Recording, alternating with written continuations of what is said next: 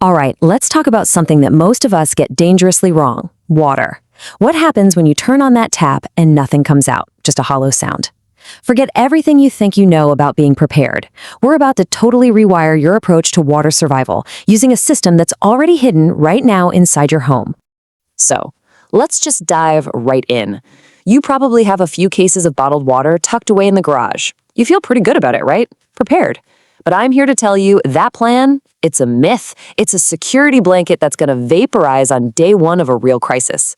Let's look at the actual numbers. 80 gallons. Yeah, that's roughly how much water you, one person, use in a single day. Think about it. The coffee you made, the dishes, the laundry, that toilet you flushed without even thinking. It adds up at this incredible rate. Now let's put that number up against your so-called emergency stash. And here's the disconnect. 80 gallons of use versus maybe 5 gallons you've got stored away. You see the problem? That 24-pack of water you're counting on, it's not just not enough, it's barely a rounding error. That's a plan for the first few hours, not the days or weeks that might follow. And that crisis can come way, way faster than you think. When the power goes out, most city water systems, they only have about 4 to 8 hours before they fail. That's it. In less time than a normal workday, your reality can completely change. We need a much better plan. And believe it or not, it's hiding in plain sight.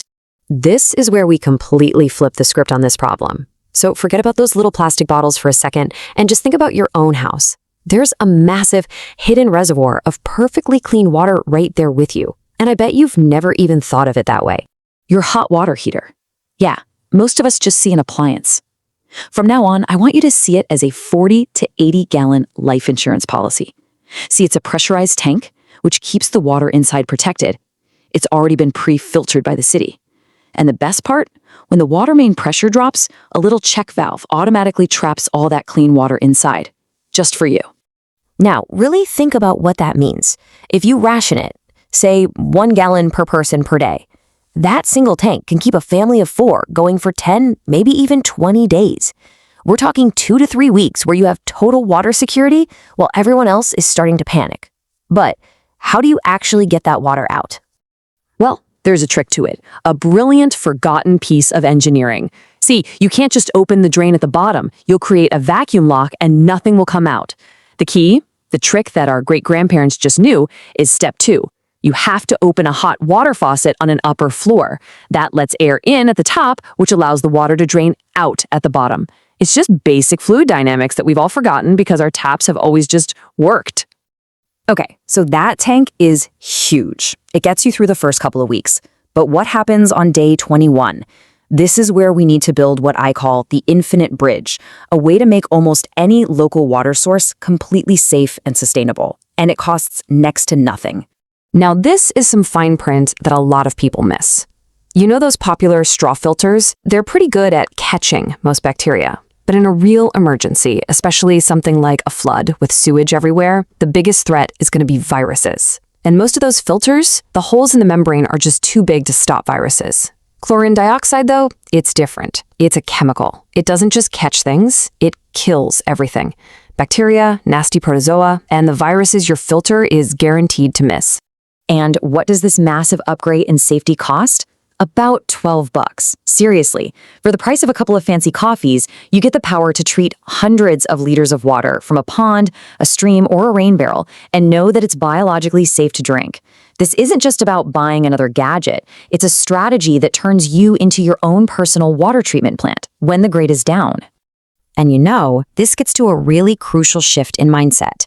It's not about having the most expensive gear. It's about having the right knowledge. Too many people get caught up in what I call the bunker delusion. Let this one sink in for a second. You can spend a fortune on high-tech gear and underground shelters, but if you don't have a solid plan for a renewable water source, all you've really done is build yourself a very, very expensive coffin. You can't just buy your way out of a water crisis with gear if you don't understand the system you're in. So here's the ultimate takeaway. Your address, your geography, that's your real survival score. Knowing where the local springs, the creeks, the aquifers are, that's the ultimate prep. Everything else, all the gear, is just an accessory to that core knowledge. Physics doesn't negotiate, and you can't bribe logistics. Okay, so we've covered a lot of ground. We've found a secret reservoir hiding in your house, and we've built a bridge to a potentially infinite supply. Now it's time to put all this knowledge into action. It is time for your own personal water survival audit. This is your mission, and I want you to do it tonight.